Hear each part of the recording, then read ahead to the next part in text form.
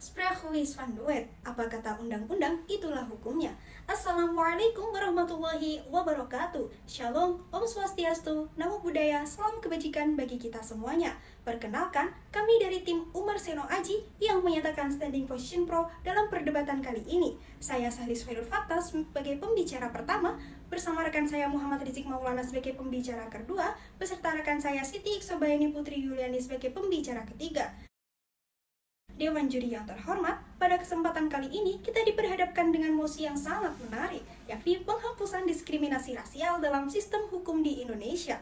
Namun, sebelum melangkah jauh dalam paparan argumentasi kami, terlebih dahulu perlu diketahui latar belakang lahirnya mosi perdebatan kali ini. Sejatinya, diskriminasi rasial merupakan segala bentuk pembedaan, pengecualian berdasarkan ras dan etnis yang mengakibatkan pencabutan, pengurangan pengakuan dan pelaksanaan hak asasi manusia dalam suatu kesetaraan di bidang sipil, politik, ekonomi, sosial, dan budaya sebagaimana termaktub dalam pasal 1 Undang-Undang Nomor 40 Tahun 2008 tentang penghapusan diskriminasi ras dan etnis.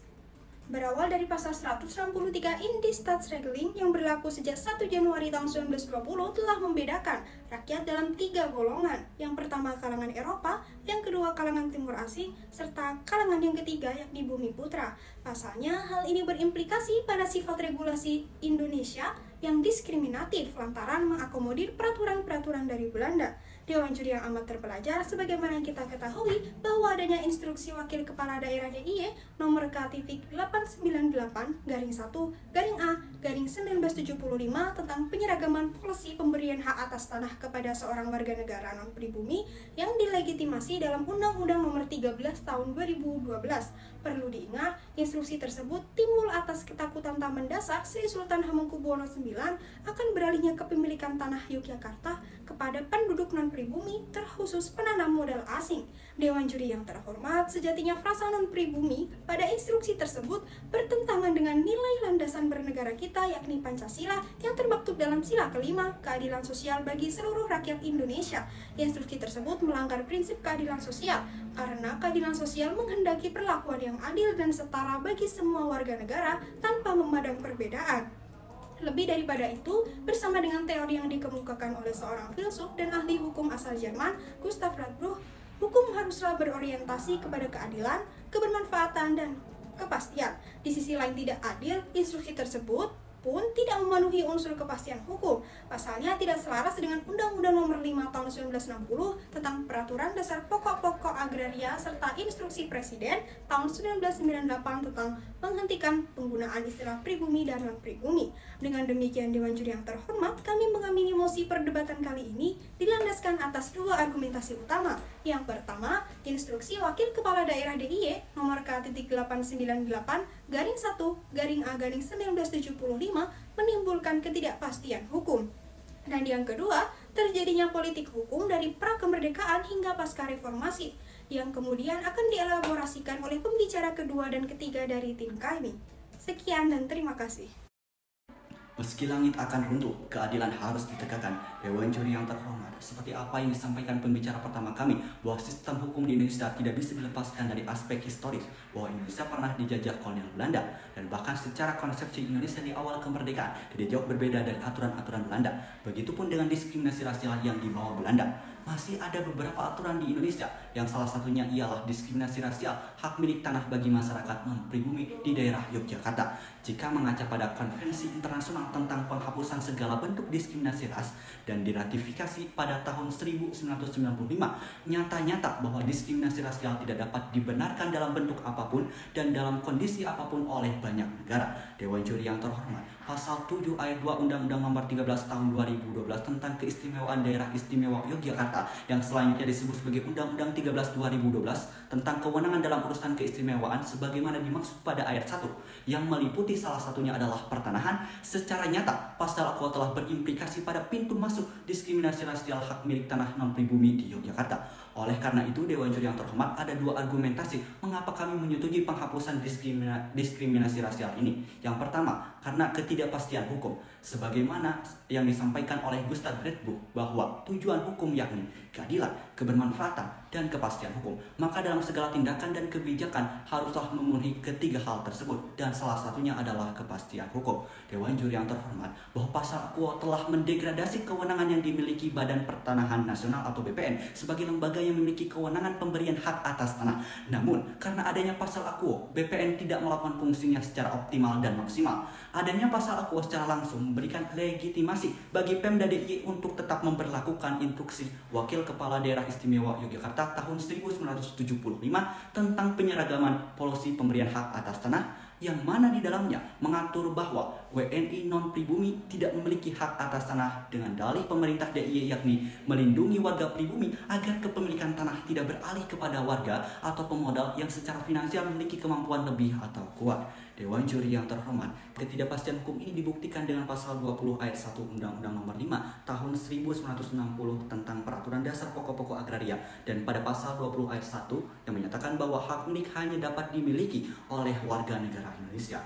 Maka secara yuridis formal bisa dipahami bahwa setiap warga negara Indonesia memiliki hak untuk memiliki tanah tanpa terkecuali ia berasal atau terlahir dari ras manapun dan etnis apapun, sepanjang secara administrasi terbukti sebagai WNI. Dan bahkan kebijakan DIY atas pengaturannya yang diskriminasi rasial terhadap non-pribumi itu sejatinya melanggar Undang-Undang Dasar Negara Republik Indonesia tahun 1945, yakni pada pasal 228H ayat 4 dan pada pasal 28I ayat 2 yang menyatakan bahwa setiap orang bebas dari perlakuan yang bersifat diskriminatif atas dasar apapun dan berhak mendapatkan perlindungan terhadap perlakuan yang bersifat diskriminatif itu.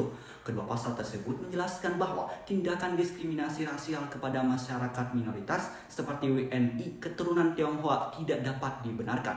Maka norma tersebut telah memberikan peluang atas tindakan diskriminasi dan ketidakpastian hukum. Selanjutnya Dewan Juri yang terhormat terkait politik hukum diskriminasi rasial, seperti apa yang disampaikan Sacipto Raharjo yang menjelaskan bahwa politik hukum adalah aktivitas pemilihan dan pendekatan yang digunakan untuk mencapai tujuan sosial dan hukum tertentu dalam masyarakat. Politik hukum dari masa ke masa mengalami perkembangan dan bahkan perubahan. Semisal di masa Orde Lama dan Orde Baru, politik hukumnya selalu beririsan dengan diskriminasi rasial. Contohnya pada PP nomor 10 tahun 1959 yang menjelaskan bahwa semua usaha dagang kecil milik asing, khususnya para pengusaha keturunan Tionghoa di tingkat desa tidak diizinkan. Dewan Juri yang terhormat, namun jika kita menganalisis politik hukum setelah reformasi, semisal dalam instruksi Presiden B.J. Habibie nomor 26 tahun 1998, tahun 1998 tentang penghentian penggunaan istilah pribumi dan non-pribumi. Aturan ini berlaku pada menteri, bahkan sampai tingkat kepala daerah dan bupati dalam setiap kebijakan dan program kerjanya. Oleh karena itu, politik hukum setelah reformasi ialah penghapusan diskriminasi rasial, apalagi Undang-Undang Dasar 1945 setelah amandemen banyak sekali berbicara tentang hak asasi manusia. Dewan Juri yang terhormat, maka solusi yang implementatif untuk menjamin keadilan sosial dan menghapus diskriminasi rasial adalah dengan menambahkan frasa dalam Undang-Undang Nomor 13 Tahun 2012 huruf D pertanahan yang tidak diskriminasi rasial dengan menggunakan mekanisme judicial review. Dewan Juri yang terhormat menambahkan kalimat ini agar tidak akan adanya diskriminasi rasial kembali, sebab pasal Akuo yang terlalu luas tanpa batas sehingga diartikan dalam aturan yang bisa sewenang-wenang selama berpuluh-puluh tahun. Oleh karena itu perlu adanya batasan dalam konteks bahwa aturan pertanahan di DIY telah melanggar rasionalitas, moralitas, dan keadilan itu sendiri. Sekian dan terima kasih. Ekum et bonum est lec legum. Apa yang adil dan baik adalah hukumnya hukum. Dewan Juri yang terhormat, seperti yang disampaikan oleh pembicara pertama dan kedua tim kami, terdapat suatu permasalahan yang sangat serius terhadap masalah pertanahan di DIY yang merupakan suatu bentuk dari diskriminasi rasial di Indonesia. Dewan Juri yang terhormat, yang akan kami soroti, pertama, terkait dengan adanya pasal 7 ayat 2 huruf D Undang-Undang Nomor 13 Tahun 2012 tentang keistimewaan DIY berkaitan dengan kewenangan keistimewaan dalam mengurus bidang pertanahannya sendiri telah menimbulkan suatu ketidakpastian hukum karena terjadi dualisme dalam hal pengaturan hukum pertanahan di wilayah DIY, di mana terdapat dua hukum yang berlaku di wilayah DIY, yaitu Undang-Undang Nomor 5 Tahun 1960 tentang Peraturan Dasar Pokok-pokok Agraria dan Peraturan Daerah Istimewa Yogyakarta yang mengatur mengenai pertanahan di wilayah DIY. Perlu dipahami Dewan Juri bahwa dalam UU PA tidak mengenal adanya pembedaan WNI dengan WNI pribumi dan non-pribumi.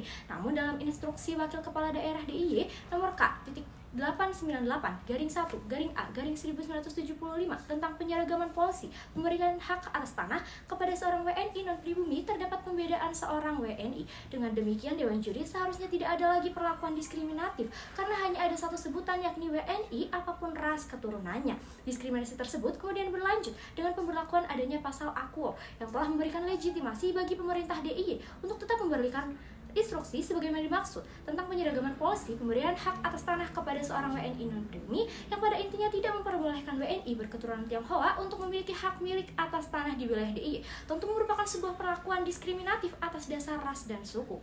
Ini jelas bukan perkara yang sepele, Dewan Juri. Selaras dengan yang disampaikan oleh pembicara kedua tim kami, apabila kita melihat pada pasal 20 ayat 1 UPA, hak milik adalah hak turun-temurun, terkuat dan terpenuh yang dapat dipunyai oleh orang atas tanah. Selanjutnya, dalam pasal 21 ayat 1 UPA, hak milik hanya dapat dimiliki oleh WNI. Artinya bahwa masyarakat yang berketurunan Tionghoa sepanjang merupakan WNI berhak untuk menguasai suatu tanah dengan status hak milik.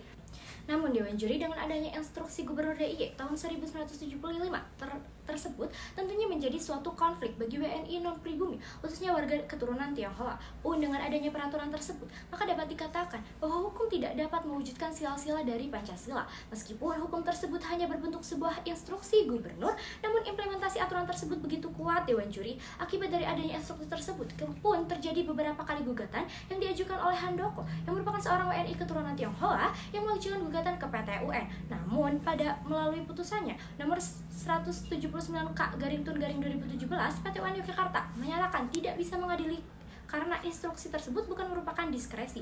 Tidak sampai di situ, Dewan Juri, Handoko juga telah mendaftarkan permohonan uji materi instruksi tersebut ke Mahkamah Agung dengan perkara nomor 13P/Hum/2015. Akan tetapi MA menolak karena instruksi tersebut bukan merupakan peraturan perundang-undangan di bawah undang-undang berdasarkan rezim hierarki peraturan perundang-undangan sebagai yang dimaksud dalam Undang-Undang Nomor 12 Tahun 2011 tentang pembentukan peraturan perundang-undangan.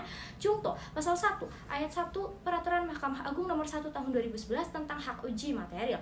Kemudian, selain gugatan tersebut, terdapat pula pengujian terhadap pasal 7 ayat 2 huruf D Undang-Undang Nomor 13 Tahun 2012 tentang keistimewaan DIY yang diajukan oleh Felix Juanardo ke Mahkamah Konstitusi. Felix merupakan WNI berketurunan Tionghoa, di mana perlakuan diskriminasi yang dialaminya merupakan perbuatan yang tidak sesuai dengan nilai-nilai bangsa karena tidak ada satupun orang yang dapat memilih untuk lahir dari suatu ras atau suku tertentu. Dari peristiwa tersebut, Dewan Juri dapat dipahami bahwa dalam ketentuan pasal AKUO telah jelas terdapat permasalahan karena memberikan kewenangan keistimewaan yang begitu luas bagi DIY dalam mengatur pertanahan sendiri karena tidak melihat aspek diskriminasi rasial sehingga menimbulkan kesewenang-wenangan dalam menentukan suatu kebijakan yang berkaitan dengan urusan pertanahan di wilayah DIY. Selanjutnya, Dewan Juri, yang kedua, mari kita tinjau kembali sebagaimana disampaikan oleh pembicara kedua kami bahwa pemberlakuan pasal AKUO pun telah mendegradasi kewenangan yang dimiliki oleh BPN sebagai lembaga negara yang seharusnya memiliki kewenangan dalam pemberian hak atas tanah karena terdapat peran lain yang mengatur hal yang sama, yaitu panitikisme yang berada di bawah lembaga kesultanan, sehingga BPN berada pada situasi yang dilematis di mana pada satu sisi ia harus mengikuti kebijakan lokal sebagaimana dalam praktik pertanahan di DIY, lebih tunduk kepada peraturan yang dikeluarkan oleh Sultan, sehingga jelas pada Dewan Juri bahwa terdapat pertentangan norma antara aturan hukum yang dikeluarkan oleh pemerintah DIY dengan Undang-Undang Dasar 1945. Kami tegaskan kembali lagi, Dewan Juri, bahwa kami secara tegas, lugas, dan mantap mendukung mosi perdebatan. Sekian dan terima kasih. Profesor Bakir Manan pernah mengatakan, pemerintah merupakan pemikul utama untuk mewujudkan tanggung jawab, keadilan sosial, kesejahteraan umum, serta kemakmuran rakyat. Dewan Juri yang terhormat, sampailah kita pada penghujung perdebatan. Sebagaimana argumentasi yang telah tim kami sampaikan, serta elaborasikan secara apik dengan fakta dan data, maka kami secara tegas meyakini sudah sepatutnya peraturan yang mendiskriminasi suatu ras haruslah dihapuskan. Meskipun Yogyakarta memiliki wewenang sebagaimana termaktub dalam Undang-Undang Nomor 13 Tahun 2012 tentang keistimewaan DIY, selayaknya tetap menciptakan konstruksi hukum yang berkeadilan. Ibarat seorang anak yang sudah lahir, instruksi Wakil Kepala Daerah DIY nomor K.898-1-A-1975 bukan lagi sebagai anak balita. Kebijakan yang berlaku sejak 1975 sejak lahir memang sudah terseok-seok. Hampir setengah abad, warga negara Indonesia selain pribumi di Yogyakarta mengalami diskriminasi, mengalami ketidakadilan.